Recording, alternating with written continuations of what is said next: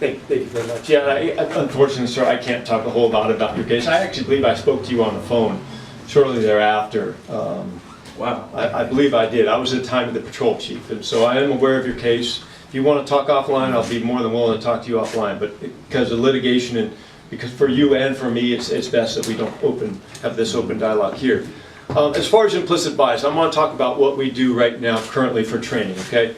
Our police academy, which is 6 months long, is about 900, I believe, 60 hours of training, which is well over what POST, which is, you can imagine, the standard, kind of the governing body for the state of California police training. Okay, we're at 960, I think the requirement is just a little over 600 hours. But I really want to get into what we talk about when we talk about cultural diversity, non-biased policing, procedural justice, implicit bias.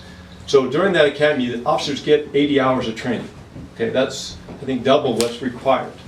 Because it is very important that we have all these conversations about implicit bias and about procedural justice and understanding every different thing. Okay. Then at what we call advanced officer training, which every officer from sergeant below has to go through on an every 2-year basis. Okay, we get another 5 hours there as an implicit bias, non-biased policing, procedural justice. But that's just the training aspect. I can tell you as both the captain and the patrol chief, this is a topic we talk about weekly. We talk about this weekly in meetings, we talk about this regularly in staff meetings, and then we talk about it in community meetings. We go to nearly 1,400 meetings a quarter. So if you can imagine, it's a conversation that's always around the table, and it's something that will continue to be around the table.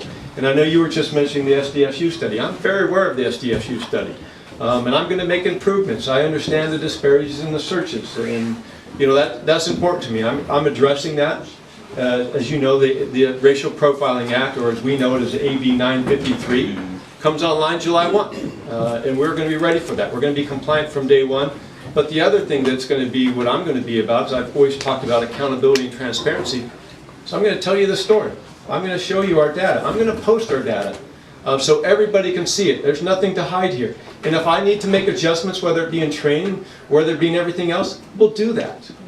You have my word. Does that mean we're going to be perfect? No, we're going to have to make some adjustments along the line. I'm sure we are. But and we'll be out in the community. And to me, and that's why I'm here today, it's about community input.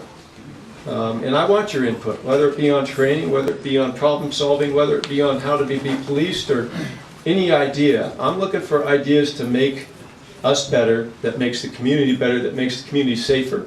You look at our crime stats, a 49-year low of crime stats. When you look at violent crime in the city of San Diego, it's very important to me to maintain this city as the safest large city in the nation. I have 1,800 officers. For a community of 1.4 million. People ask all the time, how do you do it with so few officers when you're a 7/24 operation? It's because of our relationships with the community, and that's going to continue.